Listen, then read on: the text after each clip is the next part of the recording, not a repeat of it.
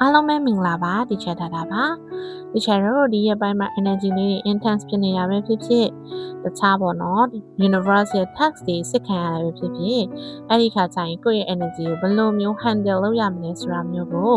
ဒီ podcast လေးမှာပြောပြပေးသွားပါမယ်နောက်ပြီးတော့အားလုံးပဲပေါ့နော်တကယ်ကိုစိတ်ဝင်စားကြတဲ့တစ်ဆက်တည်းဖြစ်နေတော့တိစိတ်ပေါ့နော်အဲ့ဒီအရာကဘာလဲ one soul in two bodies မှာဘယ်အရာကတစ်ဆက်တည်းဖြစ်နေရလဲဆိုတဲ့အကြောင်းအရာတွေကိုဒီ podcast လေးထဲမှာမျှဝေပေးသွားပါမယ်ဒီချယ်တို့က spontaneously spiritual awakening journey ပေါ်ရောက်လာတဲ့အခါမှာဒီပုံပါအတိုင်းပဲပေါ့နော်ပုံမှာပြထားတဲ့အတိုင်းပဲ falling in love with your own journey ဖြစ်ပါတယ်ယနေ့ခေတ်ခါလိုမျိုး social media တွေခေတ်စားလာတယ်ပြီးတော့ social media ပေါ်မှာ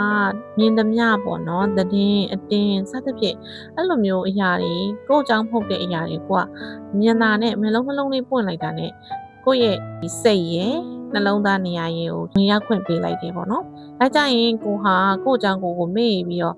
ကိုယ့်အနေနဲ့ပေါ့နော်အမိုက်တွေကိုနေ့တိုင်းစုထားတယ်လို့ဖြစ်တာပေါ့နော်အဓိကကတော့ဒီချေတို့ဒီလိုမျိုးမြင်သမျှအာယုံတွေထဲမှာမျောမသွားဘူးရဲ့ကိုယ့်ရဲ့ awakening journey ကလှပပါလားဒါဟာ mastery journey ဖြစ်တယ်ဆိုတာမျိုးပေါ့နော်ဒီချက်ကပြောတယ်လို့ပြောပြပေးရမယ်ဆိုရင် this is your mastery journey ဗုဒ္ဓ level အထိကို enlightenment ရနိုင်ပါတယ်ပေါ့အဲ့လိုမျိုးပြောတာပါဒါပေမဲ့ internet ပေါ်မှာတော့ romantic ဆန်ဆန်လေးရေးပြီးတော့အတွဲလိုဖြစ်နေတော့ဒီချေတော့ကအတွဲလိုဖြစ်မှာပဲလေဒီအကြောင်းအရာက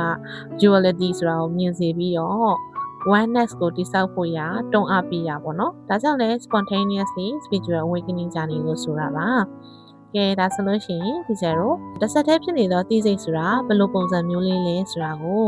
ကြည့်ကြရအောင်ဒီပုံလေးတွေအတိုင်းပေါ့နော်human mind model မှာဒီချေတို့က unconscious mind subconscious mind conscious mind ဆိုပြီးရရှိတယ်ပေါ့နော်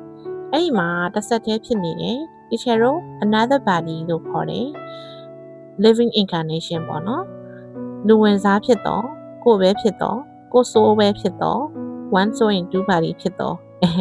အမျိုးမျိုးပေါ့နော်ပုံစံနေအမျိုးမျိုးနဲ့ခေါ်လို့ရတယ်တချို့ကျတော့လဲ SI ပေါ့ simultaneously incarnation in another body တချို့ကျတော့လဲ other self ပေါ့ internet ပေါ်မှာပြောမယ်ဆိုရင်တော့ DM ပေါ့ဒီလိုမျိုးပါဒါကြောင့် label မျိုးစုံကတော့ရှိနေပြီပေါ့နော်အဲ့လိုမျိုးတစ်ဆက်တည်းဖြစ်နေတဲ့သိစိတ်ကဘယ်အရာလဲဆိုတာလေးကိုဒီ model လေးနဲ့ရှင်းပြပါမယ်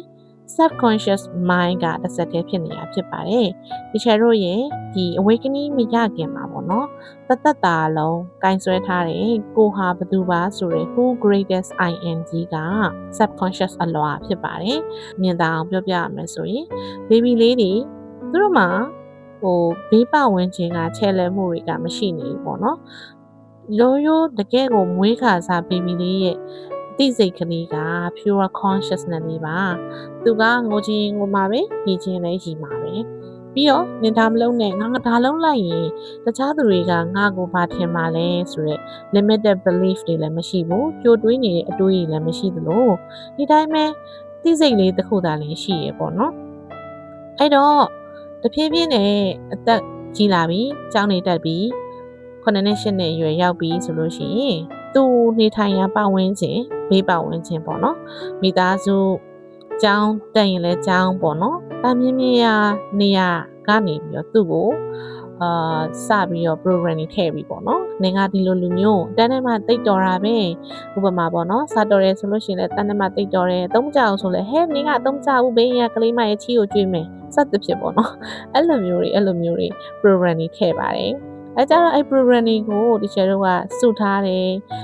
စုစည်းထားတယ် storage လုပ်ထားတဲ့အလွှာပေါ့နော်ဒါ subconscious အလွှာဖြစ်ပါတယ်အဲ့တော့ subconscious အလွှာကိုတသက်တာလုံးဆွဲကင်ထားတဲ့အလွှာကြီးကငါ ego ဆိုပြီးတော့တိဆောက်ထားတဲ့အလွှာကြီးကဒီ awakening journey ပေါ်ရောက်လာတဲ့အခါမှာကိုနေထိုင်မှုပြီးသား used to ဖြစ်ပြီးသား consciousness တစ်ခုနဲ့တွေ့တယ် awakening ရဖို့တွေ့တယ်ဖုံးဆိုပြီးတော့အဲ့မှာနေပြိုပြက်ကျသွားတယ်ပေါ့နော်အဲ့ဒါကိုဒီချေတို့ ego death dark night of the soul လို့ခေါ်ပါတယ်အဲ့တော့အဲ့ဒီအလွှာကတစ်ဆက်တည်းဖြစ်နေတာဆိုတော့အဲ့နေရာမှာကိုကကိုဘယ်လိုတိဆောက်ထားလဲပေါ့နော် ထားပါတော့ကိုကအချစ်ခံရပါတယ်အချင်းချင်းမှတိတ်ကန်ကောင်းတယ်ဆိုပြီးတော့မွေးကလေးကအသက်တာလုံးချေတို့ဖြတ်တန်းရ live တစ်ခုလုံးမှာဒီအသက်အရွယ်ရောက်နေတဲ့အချိန်မှာဘယ်လိုပုံစံကိုက program တွေလုပ်ခဲ့လဲဒါမျိုးကစကားပြောသွားပြီပေါ့နော်ထားပါတော့ကိုကချစ်ခံရတယ်ဆိုရင် I am love ပေါ့ I am love လို့ပြောဖို့ကိုတချို့လို့ဆိုလို့ရှိရင်ချစ်ချင်းမြတ်တာကိုဘာမှန်းတော့မသိပါဘူးလို့ငါကတော့ချစ်ပေးရတာလို့ဟိုတချင်းလို့ပေါ့နော်ကိုပေးတော့လဲပေးတိုင်းပြန်မရတာချစ်လို့ခေါ်လာအဲ့အမျိုးတွေကိုကိုက program ထားရဆိုလို့ရှိရင်နော်ကိုယ်တိုင်ကအချစ်ဖြစ်ပြီးသားပါဆိုတာကိုသိမှာမဟုတ်ဘူးပေါ့နော်အဲ့တော့ဒီ other side လို့ခေါ်တဲ့ကိုဆိုးနဲ့ကိုပြန်တွေ့တဲ့အခါမှာအဲ့ဒီအလွှာကြီးကပျက်စီးသွားတော့ကိုဟာအဲ့မှာwarn နေပေါ့နော် warn နေကပေါ်လာတယ်ဟာငါဘလို့ပါတမိုးတွေမဲ့သွားပါပြီလို့ပို့ပြီးမဖြစ်ပါဘူးဒါမျိုးတွေပေါ့နော်နှိုင်းရှင်နာတွေလာမယ်လုံးဝကို lower frequency ကအကြောင်းအရာတွေအကုန်လုံးဖုံးကနေပေါ်လာပြီးတော့ကိုက dark night of the soul ကိုကြီးမားမားခံစားရတာပေါ့နော်နောက်ပိုင်းကျတော့ journey ပေါ်မှာကိုကတဖြည်းဖြည်းနဲ့မြင်လာတယ်အော်ဒီလို affirmation လေးတွေရွတ်ပြီးတော့ကိုယ့်ရဲ့ဒီတစ်ဆက်တည်းဖြစ်နေတော့အလွှာပေါ့နော် other self နဲ့တစ်ဆက်တည်းဖြစ်နေတော့အလွှာက subconscious အလွှာဖြစ်တဲ့အတွက်ကိုတန်မိုးထားချစ်ခင်လေကိုယ်တိုင်ကအချစ်ဆိုတာကိုတိစောက်ထားလေ other self ဆိုတာစိုးတစ်ခုတည်းဖြစ်တဲ့အတွက် inner မှာ teacher တို့က close system ဖြစ်ပါတယ်ဒါကြောင့်အခုပေါ့နော် teacher ရဲ့ coaching ကကျောင်းသားတွေဆိုလို့ရှိရင်ကိုသိချစ်တက်လာတယ်ပြီးရင်ဒီ program ကိုပေါ့နော်ခိုင်မာတိစောက်လာနိုင်တယ်ကိုယ့်ရဲ့ subconscious အလွှာလေးကိုပြန်ပြီးတော့တိစောက်နေထိုင်တယ်အဲ့တော့တိတ်ပြီးတော့ emotional ဖြစ်တဲ့အခါမျိုးမရှိတော့ဘူးပေါ့နော်teacher card အမြဲတမ်းရှင်းပြသလိုပေါ့စပိုင်းမှာတော့စီလင်ညနေချက်ကြီးကိုကြည့်ပြီးတော့ဘဝကြီးကတန်မိုးမဲ့သွားပြီလို့ထင်ခဲ့ရတဲ့ movement တွေကနေတဖြည်းဖြည်းနဲ့ဒီလိုအရာတွေက dark night of the soul ကတစ်ခါနဲ့မလုံလောက်ရင်ထပ်ခါကြုံရတာဖြစ်တဲ့အတွက်နောက်တစ်ခါကြုံရတော့လေဒါကဒီလိုမျိုးပဲဒီကိုတက်တဲ့ moment မှာကြုံရတာပဲဆိုတာမျိုးနဲ့ပေါ့ပဖြစ်လာတယ်လေးလံနေတာမျိုးမရှိတော့ဘူးကိုယ့်ရဲ့ဒီ subconscious အလွှာကိုကတိစောက်ထားတာဖြစ်တဲ့အတွက်ရတယ်ငါဟာလုံလောက်တယ်ငါဟာ worthy ဖြစ်တယ်စသဖြင့်ပေါ့နော်အဲကြတော့ပြင်ပကဘာမှာဘလိုမျိုး stimulate လုပ်ဘလိုပဲလှုပ်စော်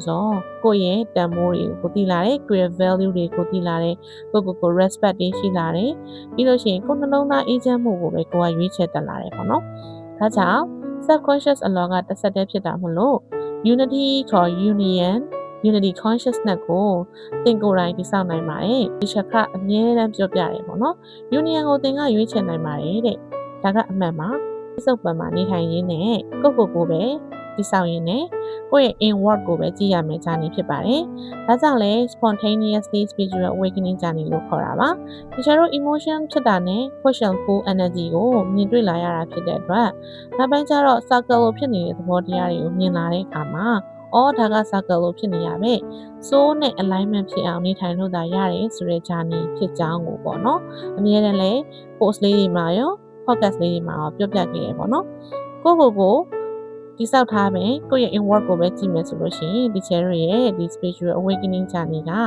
နေ့ရက်တိုင်းမှာပေါ့နော်ပေါ်ပါလွတ်လပ်လာမှာဖြစ်ပါတယ်နောက်ပြီးတော့ဒီရက်ပိုင်း energy လေးတွေ intense ဖြစ်တဲ့အခါမှာဒီ cherry ကအတိတ်တည်းပေါ့နော်အဲ့လိုအရာနဲ့ကိုဟာဒီ mind ဆိုတာကအမြဲတမ်းချဲလဲနေတာဒါကြောင့် mind level နဲ့သွားလို့မရဘူးဆိုတာမျိုးအမြဲတမ်း awareness တွေရှိကြည့်ပါ handle လုပ်တတ်ဖို့ဆိုရင်တော့ဒီချက်ရဲ့ coaching လေးမှာတော့သင်္ချာလေးအသေးစိတ်ပြောပြထားတာပေါ့နော်ကိုဟာ mind level မှာ plus minus ဖြစ်နေတာဖြစ်တဲ့အတွက် awakening ရလာတဲ့ teacher တို့ဟာအင်အားများပါတယ်ဒါကြောင့်ကိုယ့်ရဲ့ energy ကိုက handle လုပ်တတ်ဖို့အဓိကဖြစ်တဲ့ပေါ့နော် energy ကိုပြင်ပမှာသွားရှာတာမျိုးမဟုတ်ဘဲနဲ့ကိုပဲ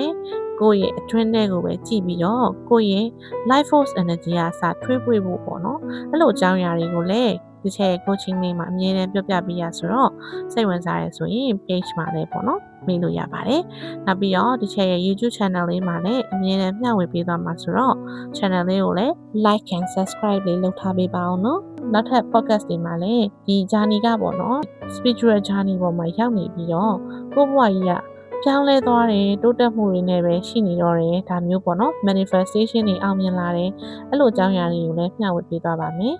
နောက်ထပ် podcast လေးတွေမှာတွေ့ကြပါမယ်နော်အားလုံးပဲ movement တိုင်းမှာလည်း energy လေးတွေအဆင်ပြေကြပါစေ